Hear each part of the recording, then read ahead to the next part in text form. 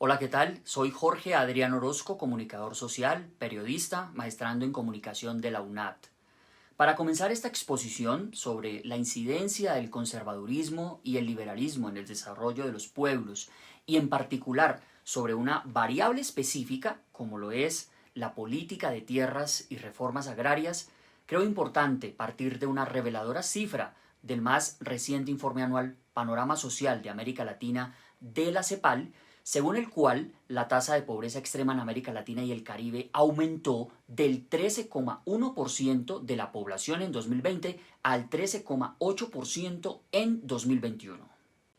¿Qué significa esto? Que la cantidad de personas en situación de pobreza extrema en nuestra región pasó de 81 a 86 millones de acuerdo con la CEPAL.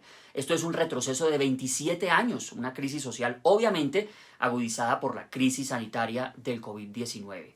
Es decir, que de una población en nuestra región estimada en 654 millones, 86 millones de personas tienen que vivir o sobrevivir con menos de $1,90 diarios. Esto según los baremos actuales de Naciones Unidas.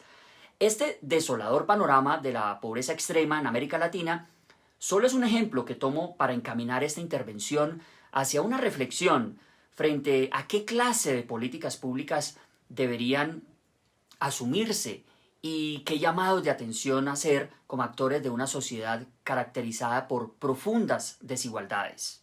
Para entender esa desigualdad que redunda en la pobreza, hay que reconocer un factor que ha sido una constante histórica, causa de múltiples conflictos, de sumisión, de rezago económico y social.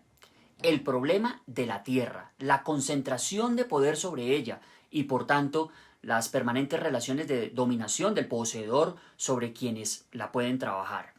Retomo una diciente conclusión del informe publicado por la organización humanitaria Oxfam en noviembre de 2016, titulado Desterrados, Tierra, Poder y Desigualdad en América Latina. Abro comillas. La desigualdad económica y social es uno de los mayores lastres que impiden a las sociedades latinoamericanas alcanzar el desarrollo sostenible y supone un obstáculo para su crecimiento económico. América Latina y el Caribe es la región con la distribución de tierras más desigual de todo el planeta. La Oxfam estima que en su conjunto el 1% de las fincas de mayor tamaño concentra más de la mitad de la superficie agrícola de la región. Contrariamente, el 80% de las fincas más pequeñas ocupa menos del 13% de la tierra productiva. Y en ese contexto no podemos dejar de lado las consecuencias.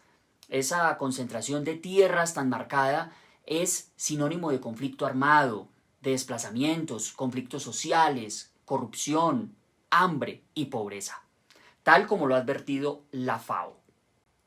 ¿Qué se ha hecho entonces en una región como América Latina para enfrentar ese desafío desde quienes definen las políticas públicas del desarrollo, del progreso?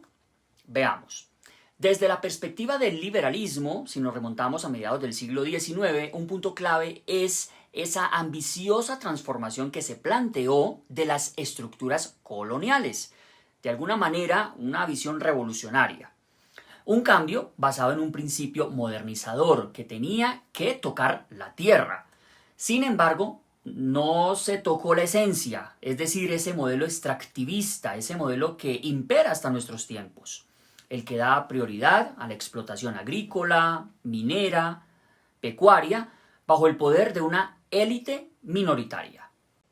Pero hay un paso, la iglesia deja de ser la gran terrateniente y los campesinos podían por lo menos adquirir tierras para producirlas.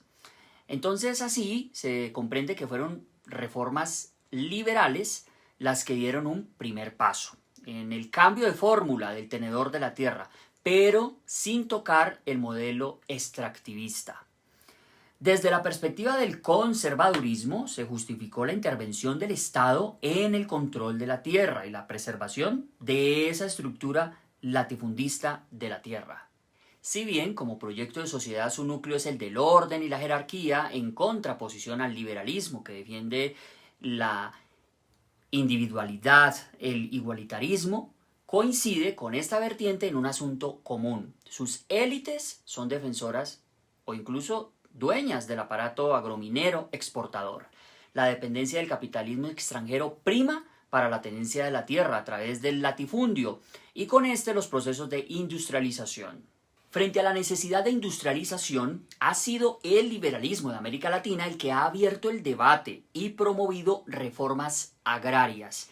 Y aunque el ideal de industrialización sin concentración de tierras en una minoría sigue pareciendo una utopía, la discusión ha sido un paso hacia el debate social para romper la sumisión del agricultor, del campesinado y por ende luchar contra la desigualdad. Algunos pasos entonces se han dado desde el siglo XIX e incluso en la época contemporánea, desde las políticas consideradas neoliberales, pero que de alguna manera han buscado cierto equilibrio, cierto nivel de satisfacción en su política agraria frente a lo que han implicado los grandes monstruos de la apertura económica o tratados de libre comercio. Y aunque hoy, por ejemplo, la disolución o el fracaso que sufrieron debería ser tema de revisión para mejorar o replantear propuestas desde el conservadurismo o liberalismo, vale la pena recordarlo, que países como Perú, Colombia, Ecuador, Nicaragua, Honduras y El Salvador le apuntaron a las cooperativas de producción mediante reformas agrarias. Entre las causas de los pocos avances en el acceso y producción de la tierra para los pobres en América Latina, se puede destacar la falta de un régimen fiscal que aumente la oferta de tierras consideradas ociosas o subutilizadas y reducir la concentración. Solucionar esa falencia podría ser cimiento para garantizar no solo la tenencia, sino el uso social adecuado de la tierra. ¿Por qué no unir esfuerzos para reconocer y garantizar derechos colectivos a la propiedad o el usufructo de la tierra? Una propuesta concreta podría ser la de reconocer y titular las tierras que hoy no tienen uso productivo. ¿Por qué no comenzar por lo menos con los pueblos indígenas? Luego los agricultores, que hoy solo dependen de sus patronos, sin poseer nada. Es que, por ejemplo, según la FAO, de los 404 millones de hectáreas que ocupan los indígenas en América Latina, hoy 135 millones no están reconocidas. Es una tierra sin duda inaprovechada, concentrada. A partir de iniciativas que estimulen el desarrollo de las tierras, que integren las regiones de los países, que trasciendan el desarrollo de las grandes urbes hacia la periferia, hacia los municipios, podrían plantearse reformas agrarias redistributivas en favor de los pobres.